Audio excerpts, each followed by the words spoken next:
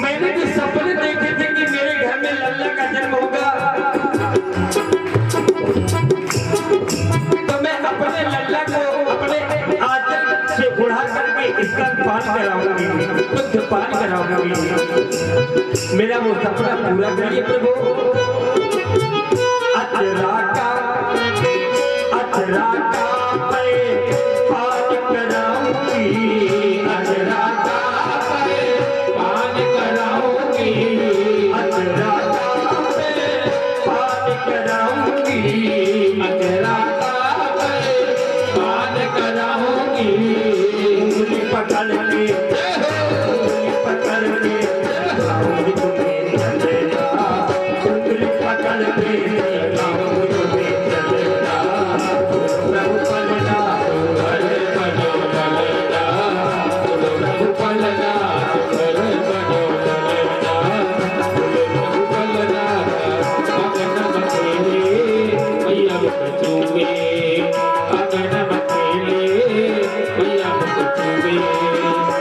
भगवान बने भगवान दान हो, भगवान बने भगवान दान बने इस बोध में, बने उस बोध में, कभी इस बोध कभी उस बोध में। तो घर बनो ललना बोलो प्रभु बलना, जय बोलो ललना बोलो प्रभु बलना। इस प्रकार से भगवान से निवेदन करती हैं तो भगवान कहते हैं मैया तो काय को चिंता करे, बालों को तो छैया मोरी मैया, बनुआ तुरी छैया ओ मोरी मैया, बनुआ तुरा छैया ओ मोरी मैया, नंगा तेरा छैया ओ मोरी मैया।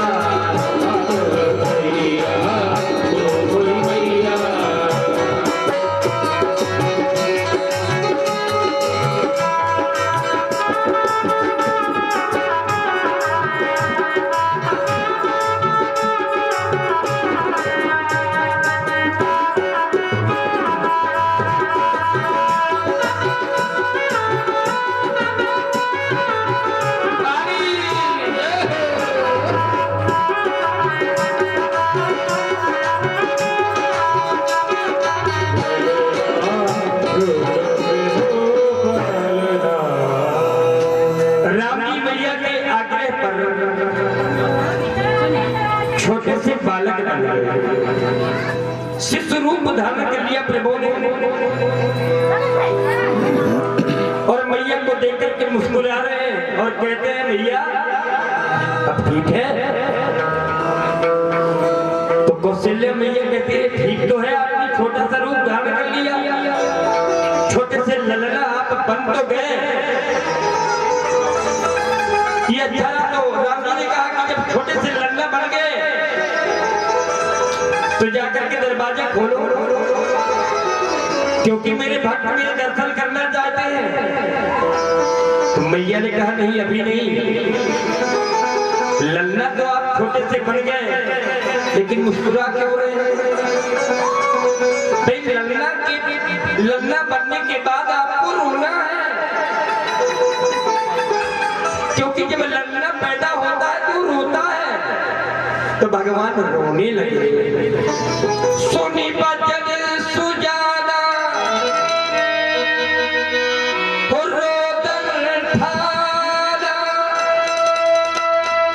होई बालक सुरभूपा, जहाँ चरितो जिगामहि हरि पद पावहि, तेना परहि भव पूर्वा। भगवान रोने लगे। अब जब रोने लगी तो देवता फूलों की वर्षा कर रहे हैं। सूर्य और चंद्रमा एक दूसरे को धक्का मुक्की कर रहे हैं। सूर्य कह रहे हैं हम दर्शन करेंगे, चंद्रमा कह रहे हैं हम दर्शन करेंगे। तो सूर्य ने चंद्रमा को धक्का दे दिया कि मेरे वंश में आए हैं, सूर्य वंश में, तो पहले मैं दर्शन करूंगा। तो चंद्रमा बेचारा निराश होकर के कोने में खड़ा हो गया। तो राम जी कहने लगे चंद्रमा तुम निराश ना हो, ये अवतार तुमने सूर्य वंश में लिया है, लेकिन जो अगला जन्म लेंगे वो चंद्र वंश में लेंगे। तो चंद्रमा कहता है कि सूर्य वंश में ये अवतार आपने लिया तो मेरा कोई अस्तित्व न रहेगा क्या? तो भगवान ने कहा नहीं, तेरा अस्तित्व रहेगा, तेरे अस्तित्व के लिए मैं अपने नाम के आगे तुम्हारा नाम जोड़ लूंगा, लोग मुझको रामचंद्र के नाम से जानेंगे।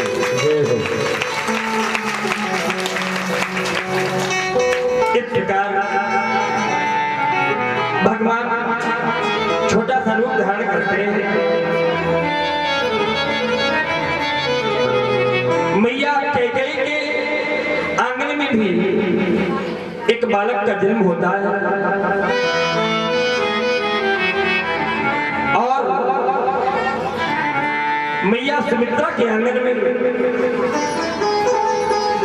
दो पुत्रों का जन्म होता है। अब कल्पना करिए कि जिस राजमहल में एक भी पुत्र नहीं था, आज उस राजमहल में चार चार बालकों की किलकारियां गूंज रही हैं। सारे अयोध्यावासी मंत्रमुग्ध हैं, प्रसन्न चित्र हैं, नाच रहे हैं, गा रहे हैं। घर घर आनंद, घर घर आनंद छायो अयोध्या।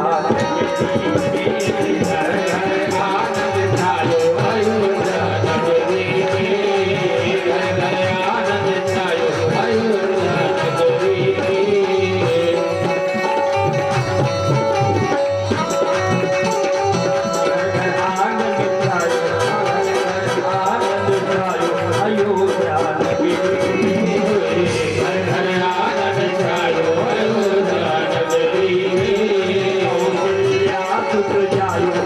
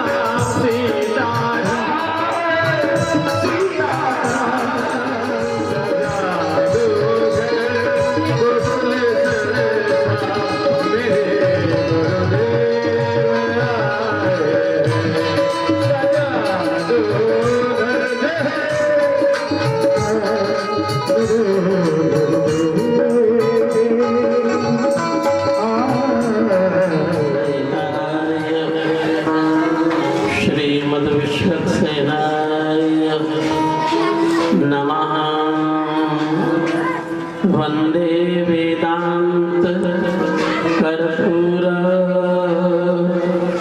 छामी करकरंडकम रामानुजार्य मार्याणां चूड़ामणिमहर्निशं तस्मै रामानुजार्याय नमः परमयोगिने यः श्रुतिस्मृतिसूत्राणाम् अन्तर्ज्वरमशेषमतः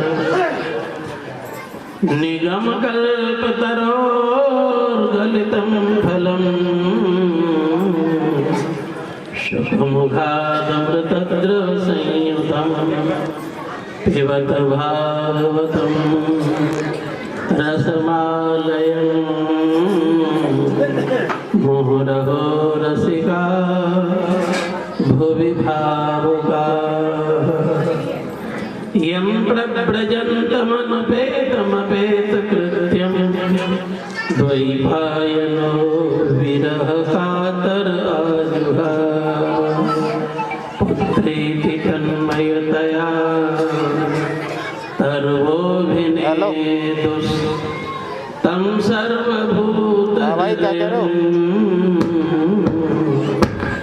मुनिमानतोऽस्मि 6 फरवरी वाञ्छाकल्पतरुभ्यश्च कृपा सिन्धुभ्यैव च ठीक है पतितानां पावनेभ्यो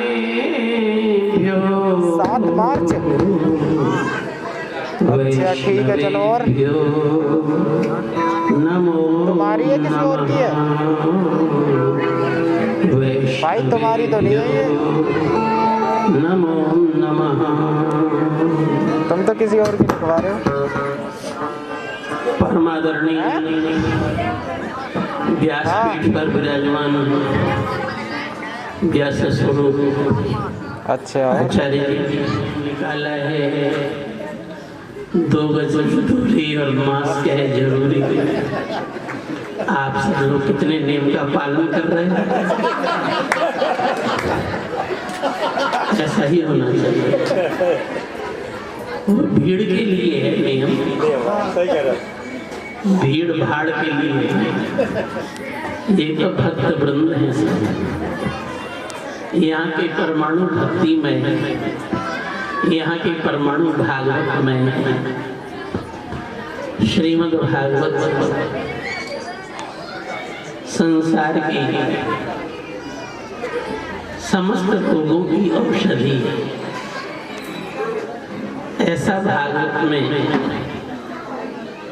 स्वयं परीक्षित कह रहे हैं श्रीमद् भागवत औषधि है। यदि श्रीमद् भागवत श्रवण की जाए और श्रीमद् भागवत के पाठ करें और श्रीमद् भागवत के मार्ग पर लोग चले तो ये जो बीमारी फैल रही है ये एक भी बीमारी नहीं रहेगी। ये बात वेद व्यास जी कह रहे हैं। श्रीमद् भागवत संसार की औषधि है। देने वाले सुखदेव जी निवृत्त तर्षैर उपगीयमाना। देखो बहुत अच्छे शब्द हैं। निवृत्त तर्षैर, आप जैसे निवृत्त पुरुष, सुखदेव जी जैसे निवृत्त पुरुष, निवृत्त तर्षैर उपगीयमाना भवौषधा श्रोत्रमनोभिराम। भव औषधा, क्या बात, कितनी ऊंची बात, पर लोगों के समझ में आ गया तब। ये औषधि है। इस समय आप ये मत समझिए कि केवल आप यहाँ पर भीड़ लगा रखे हैं। भीड़ नहीं लगा रखे। ये जो आने वाली बीमारी है उसकी आप औषधि ले रहे हैं।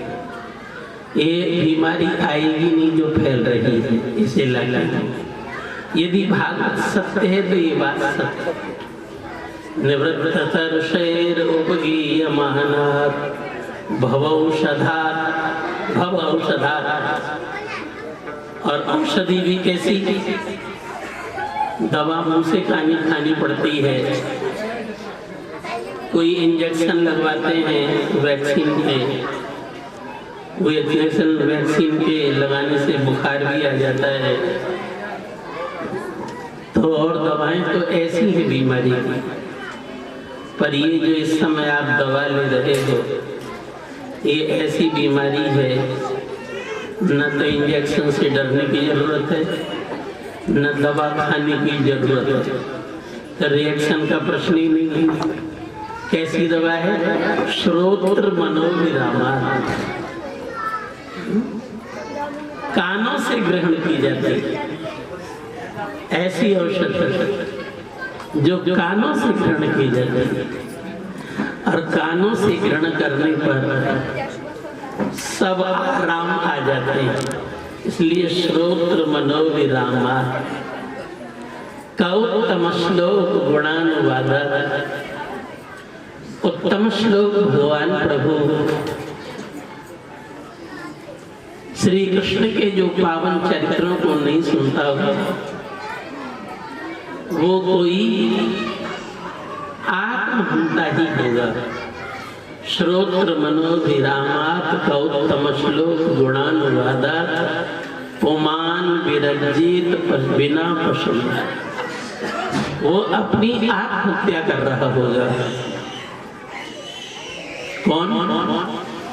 जो इस औषधि को नहीं ले रहा, वो आत्महत्या कर रहा है। और ये 1 साल से जो बीमारी, 1 साल हो गई हमको भी कार्यक्रम की नहीं कर रहे। 1 साल से जो बीमारी फैली, मैंने भी इसमें कुछ अनुभव किया। क्या? जो भागवत के बताए हुए मार्ग पर चला, जो भागवत है, जो मनुष्य भागवत हो गया, भागवत माने भगवान का हो गया, वो इस बीमारी से बच गए। सब लोग बच गए। तिलक लगाते थे, मंत्र जप करते थे, थोड़ा आचार्यों के मार्ग पर चलते थे, भागवत पे मार्ग पे चलते थे, वो सब बच गए लगे। इसीलिए बहुत बड़ी औषधि है। भगवान ने समाज के लिए समस्त बीमारियों से छूटने के लिए 2 औषधि दी समाज में। भगवान हमारे पिता हैं, पिता से लोकस्य चराचरस्य, भगवान संपूर्ण जगत के पिता हैं, हम लोग भगवान के पुत्र हैं। तब भगवान ने हमको सब बीमारियों से छूटने के लिए 2 दवाएं दी हैं। जो अच्छा डॉक्टर होता है, वैद्य होता है, वो 2 तरह की दवा देता है। ये वाली दवा लगाना और ये वाली दवा खाना, 2 तरह की दवा देते हैं। तो भगवान ने भी 2 तरह की औषधि दी। गंगा जी को भी औषधि कहा गया है। औषधि जाह्नवी प्रियम वैद्यो नारायणो हरि। भगवान नारायण वैद्य। भगवान क्या है? वैद्य। वैद्यो नारायण हरि। औषधि जाह्नवी प्रियम। गंगाजल क्या है? औषधि।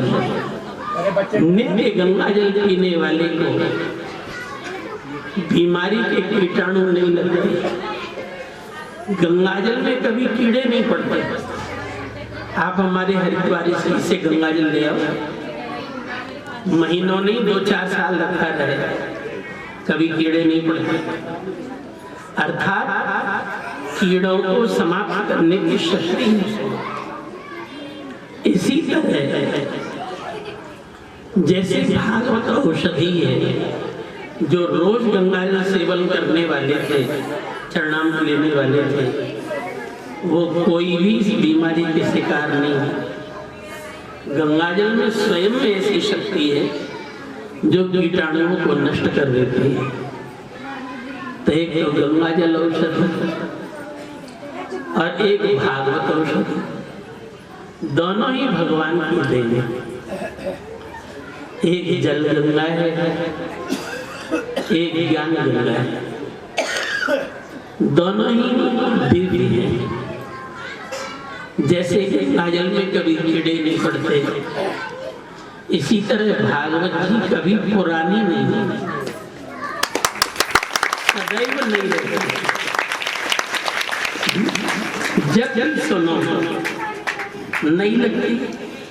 मैं कहता हूँ इतने लोग जो बैठे हुए हैं यहाँ पर, ये एक बार नहीं कितनी बार सुन चुके होंगे, परंतु फिर भी भागवत सदैव नहीं रहते। सिनेमा का कोई गाना एक बार सुन लो, 2 बार सुन लो, 4 बार सुन लो, पुराना हो जाता है, फिर कोई सुनता है ना। कहानी एक बार सुन लो, 2 बार सुन लो, फिर कोई नहीं सुनता।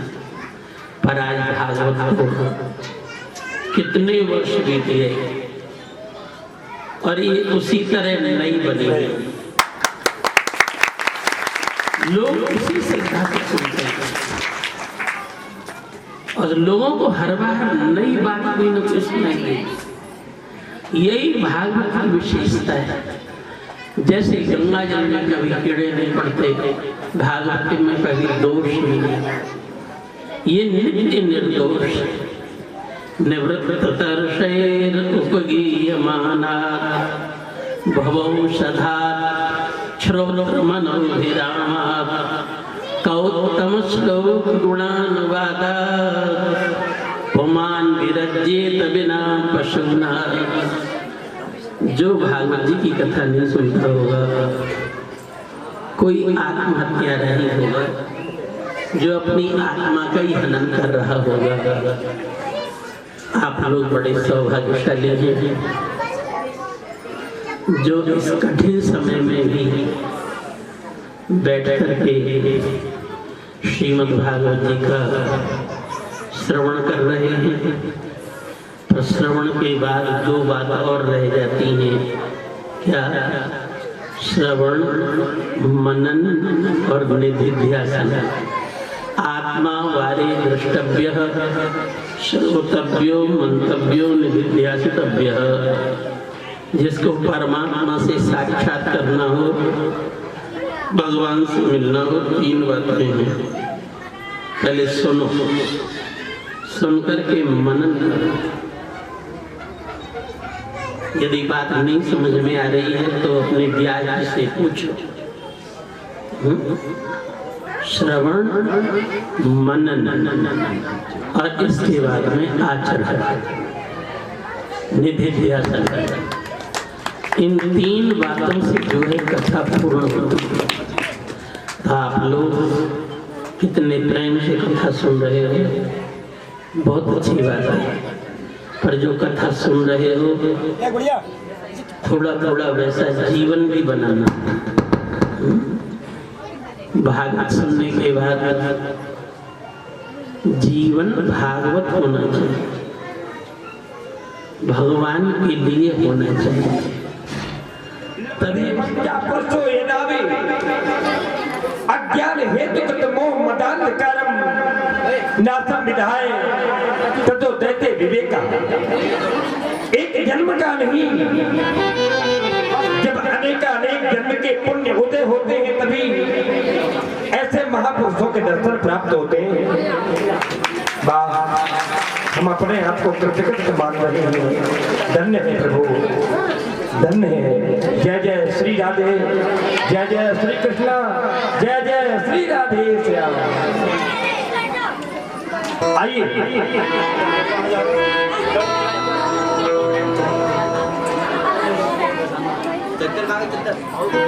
कथा में प्रवेश करते हैं।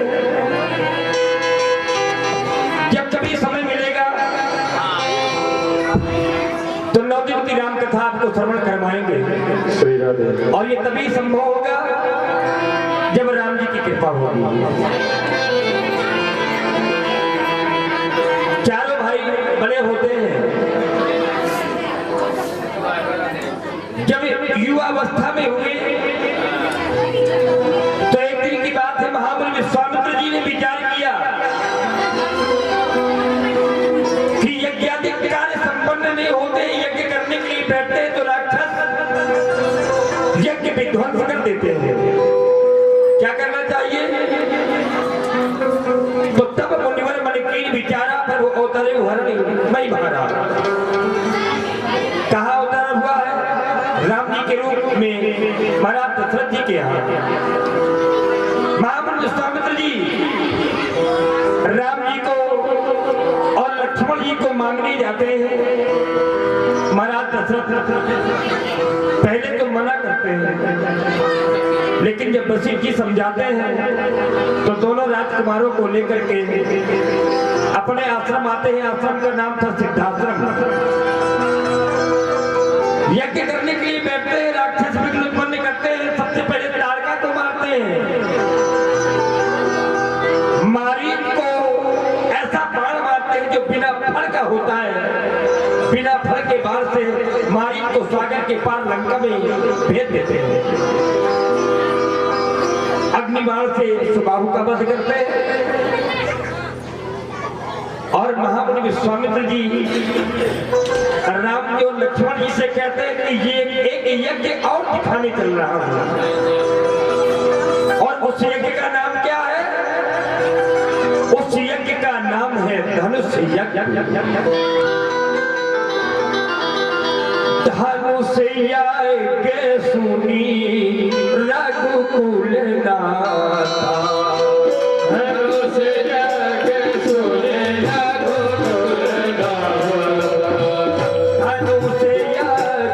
सुनी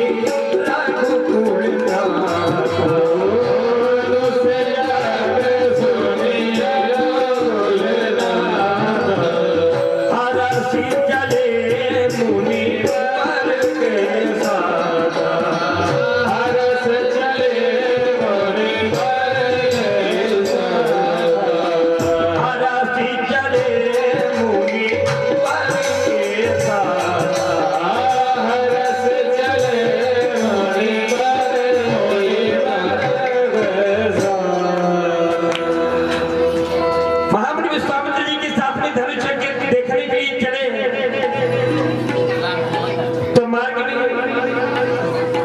गौतम ऋषि अहिल्या जो श्राप बस पत्थर की हो गई थी, गौतम ऋषि की पत्नी अहिल्या को तारते हुए महामुनि विश्वामित्र जी के साथ में जनकपुर पहुंचे। बड़ी संक्षिप्त राम कथा है श्रीमद् भागवत में। जब वहां पहुंचे तो महाराज जनक ने महामुनि विश्वामित्र जी को वो धनुष्य की रंगशाला दिखाई। उस रंगशाला में देश देशांतर के नेपाल आए हुए थे। बंदजन ने घोषणा किया उसी समय, तो राजा धनुष उठाने का प्रयास करने लगे, पर किसी भी राजा से धनुष नहीं उठा। तो उसी समय महाराज जनक जी को क्रोध आ गया। राजाओं को देख करके नपल बिलोक जलक अकुलाने और बोले बचन रोष जनुसाने। और महाराज जनक कहने लगे, दीप दीप के भूपति नाना आए सुनी हम जो पर ठाना। अब जन को माथे भटमानी वीर विहीन मही मैं जाना चाहूं। अब कोई अपने आप को भटमानी न माने। अब मैंने समझ लिया कि पीर भोगिया वसुंधरा पीरों से हीन हो गई है। ये बात जनक जी की लक्ष्मण जी को अच्छी नहीं लगी, तो लक्ष्मण जी कहने लगे, महाराज जनक, जिस समाज में रघुवंश का एक अंश भी उपस्थित हो, उस समाज में ऐसे बदल कोई बोल नहीं सकता। रघुवंशी महाजागो होई तई समाज अस्कहाय न कोई। कहीं जलक जस अंकित बानी विद्यमान रकुल मणिजानी। सुनहु भानुकुल पंकज भानु कहो स्वभाव न कछ अभिमानु। ये धनुष ना, ये धनुष को काटे घट जिमडारो फोरी। कच्चे घड़े के समान मैं इसे फोड़ डालूंगा। राम जी ने कहा, लक्ष्मण तुम शांत होकर के बैठ जाओ। बड़ों के बीच में छोटों को नहीं बोलना चाहिए। लक्ष्मण जी को शांत करके बैठा लिया। महामुनि विश्वामित्र जी ने कहा, राम तुमने लक्ष्मण को तो शांत करके बैठा लिया, लेकिन तुम स्वयं शांत क्यों बैठे हो? तुम्हें शांत नहीं बैठना चाहिए। इसलिए उठा हूं राम, भंजा हूं भाव चापा और मिट होता जनक परितापा। राम जी उठे और धीरे धीरे धनुष के समीप में आए। सबसे पहले गुरु जी को प्रणाम किया। गुरु जी प्रणाम मन ही मन कीन्हा। और प्रणाम करने के बाद में धनुष को राम जी ने उठा लिया। और उठाने के बाद जैसे धनुष की प्रत्यंचा कान तक खींची, धनुष टूट गया। बोलिए राजा रामचंद्र की जय हो। सीता जी सखियों के साथ में आई, जयमाल डाल दिया। समय बहुत कम है, इसलिए बहुत संक्षिप्त में कहते जा रहे हैं। आगे कन्हैया जी भी आने वाले हैं अभी, है ना। तो सीता जी का विवाह राम जी के साथ में हो गया। महामुनि विश्वामित्र जी ने कहा कि सीता जी का विवाह राम जी के साथ में। जनक जी, आपके घर में 3 बेटियां और भी तो हैं। बोले हाँ। बोले दशरथ जी के यहाँ 3 बेटे और हैं। तो भरत जी का विवाह मांडवी जी के साथ में हो गया। लक्ष्मण जी का विवाह उर्मिला जी के साथ में हो गया। और शत्रुघ्न जी का विवाह शत्रुकीर्ति जी के साथ में हो गया। बोले चारों भैयन की विवाहोपरांत बारात वापस लौट करके आई। एक दिन की बात है, बारात दशरथ राम जी को राजा बनाना चाहते थे, लेकिन कैकेयी ने पिंड डाल दिया। को बहुत चली गई और कहने लगी, मेरे पुत्र भरत को अयोध्या का राजा बनाइए। और राम को 14 वर्ष वनवास भेजिए। राम जी को जब ये पता चला तो कैकेयी माता के चरणों में सिर झुकाया और कहा कि माता, अब आपको मैं मां नहीं कहूंगा। और ध्यान से सुनिएगा ये बात हमारी। राम जी ने कैकेयी से कहा कि आज के बाद तुम्हें मैं मां नहीं कहूंगा, मैं तुम्हें जननी कहूंगा। क्योंकि माँ वो होती है कि संसार की किसी भी महिला को माँ कहा जा सकता है, लेकिन जननी उसे कहते हैं जो जन्म देती है। मैया कौशल्या ने जिस राम को जन्म दिया वो केवल रघुकुल का राम है, लेकिन मैया कैकेयी ने आज जिस राम को जन्म दिया वो जन जन का राम होगा, वो जन जन का राम होगा। लक्ष्मण जी ने कहा भैया मैं भी आपके साथ चलूंगा। सीता जी भी नहीं मानी, सीता जी भी बन चली गई। समय व्यतीत हुआ, पंचवटी में राम जी, लक्ष्मण जी, सीता जी निवास कर रहे थे। तो रावण की बहन सुपलखा राम जी से कहने लगी मेरे साथ में विवाह कर लीजिए। राम जी ने कहा हम तो विवाहित हैं। लक्ष्मण जी आकर के पूछ लो। लक्ष्मण जी के पास में पहुंचे तो लक्ष्मण जी ने तलवार निकाली और सुपलखा के नाक कान काट दिए। अब कटे हुए कान, कटी हुई नाक लेकर के रावण के पास में पहुंची। रावण ने कहा मेरी बहन के साथ में ऐसा व्यवहार, उन तपस्वियों को छोड़ूंगा नहीं। अपने मामा मारीच को सोने का मृग बनाया। सीता जी ने सोने का मृग देखा तो राम जी से कहा कि इसकी छाल लेकर के आइए, मैं कुटिया की शोभा बनाऊंगी। राम जी मृग मारने के लिए गए। इधर जब राम जी ने मृग को मारा तो मायावी मृग था, तो उसने आवाज लगाई, हा सीता, हा लक्ष्मण। सीता जी ने कहा लक्ष्मण देखो तुम्हारे भैया बुला रहे हैं, ऐसा लगता है संकट में। लक्ष्मण जी को सीता जी ने भेज दिया। रावण यति के वेश में, साधु के वेश में आया।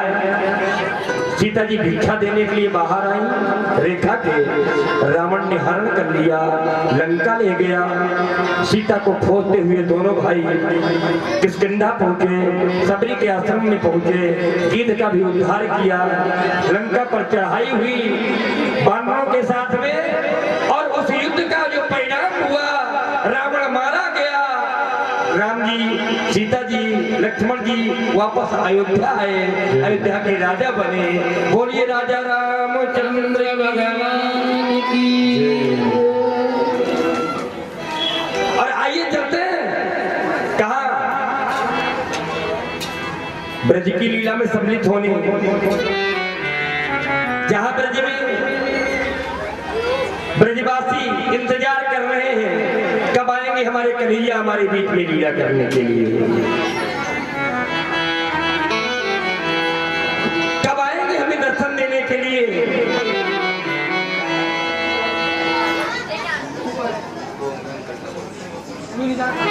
और वो ब्रजवासी प्रतीक्षा कर रहे हैं। इसलिए चलिए चलते हैं कन्हैया के जन्म की ओर।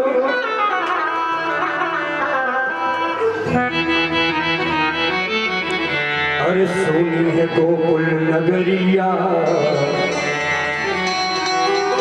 सोनी है गोकुल नगरिया, आजा आजा समरिया। सोनी है गोकुल नगरिया, आजा आजा समरिया। सोनी है गोकुल नगरिया, आजा आजा समरिया। सोनी है गोकुल नगरिया, आजा आजा समरिया। आजा समरिया, आजा आजा समरिया।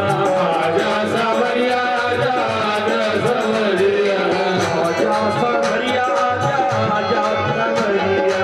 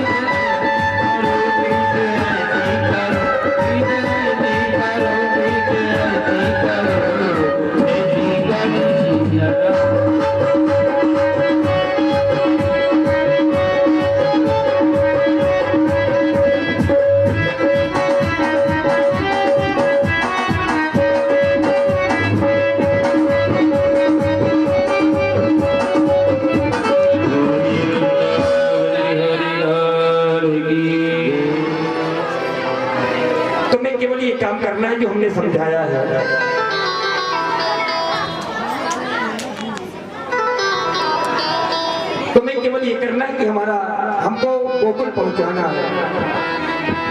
और सजनों,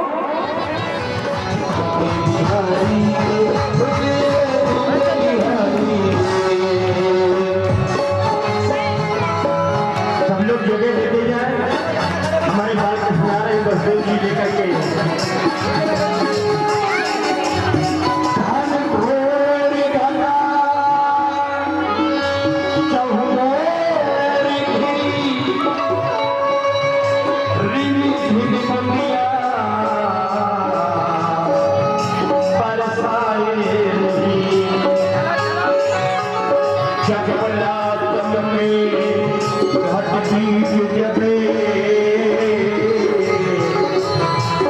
मन में सिरन उपजाए रही, अच्छा यार मन में सिरन उपजाए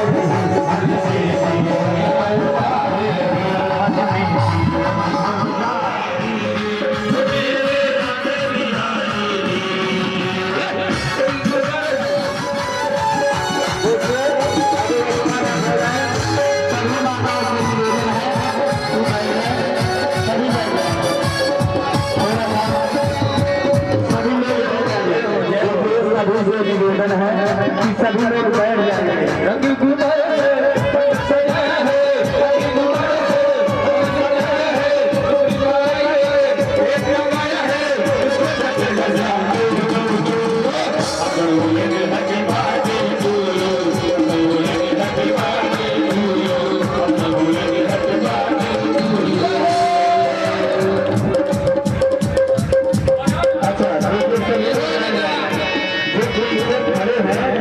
खड़ी हो गई है, उनसे निवेदन कि आप सभी लोग बैठ जाइए, सभी लोग बैठ जाए। आपको यदि आनंद लेना है कृष्ण जन्मोत्सव का तो बैठ जाइए सभी लोग, है ना? सभी लोग बैठ जाए।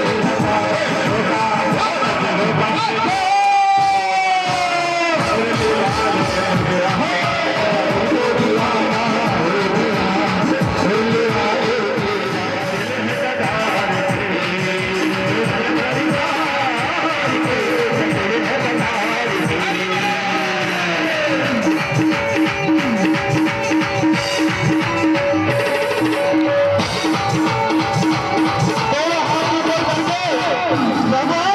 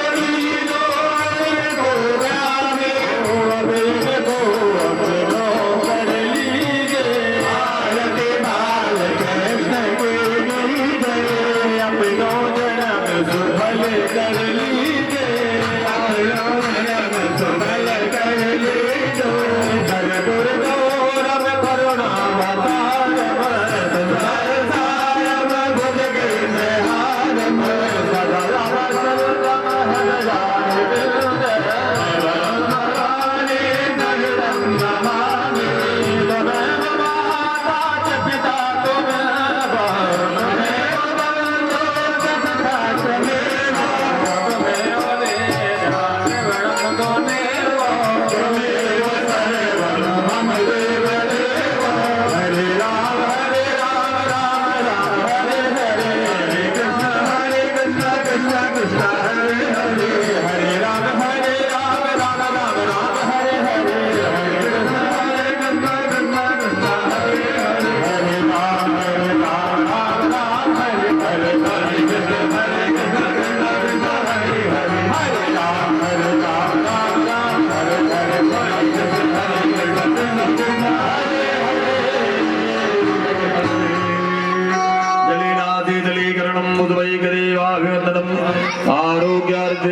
कल्याणार्थे प्रतिवंदनम महिमानः सचंद्रिय त्रिपुरवे साध्याः सन्ति देवाः। ओम राजाधिराजाय प्रदय्यसाहिने नमो वयं वै श्रवणाय कुर्महे समे कामान् कामकामाय मह्यं कामे करो वै श्रवणो ददातु कुबेराय वैश्रवणाय महाराजाय नमः। ओम स्वस्ति साम्राज्यं भौज्यं स्वराज्यं वैराज्यं वारमेष्ठ्यं राज्यं महाराज्यमाधिपत्यमयं समन्तपर्यायै स्यात् सार्वभौमः शार्वायुष आन्तादापराधात् पृथिव्यै समुद्रपर्यन्ताय एकराजिते तदप्येषु लोको विगीतो मरुतः परिवेष्टारो मरुतस्य वसनगृहे आविक्षितस्य कामप्रे विश्वे देवा सभासते हरिः ओम् एकदन्ताय विद्महे